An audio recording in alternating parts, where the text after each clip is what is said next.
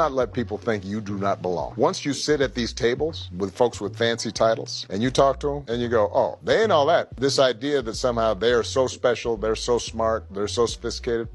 Not really. They've been exposed. They've been given the confidence of feeling like they belong. But if you sit down and talk to them, turns out, that's my point. And the benefit for Michelle and me, because we came up, and at each stage, you go to Harvard, and wow, it's Harvard. And then you find out, oh, Harvard's full of some fools and people that you would not put in charge of anything, but they're there. And there's some really amazing, brilliant people too. And then you go to the U.S. Senate and you look around and everybody's represented, smart people and dumb people, good people and bad people. Now suddenly you're meeting at the group of 7 world leaders are all in a room, or the United Nations. And same thing. Turns out that there's some really smart, amazing world leaders and there's some fools running countries.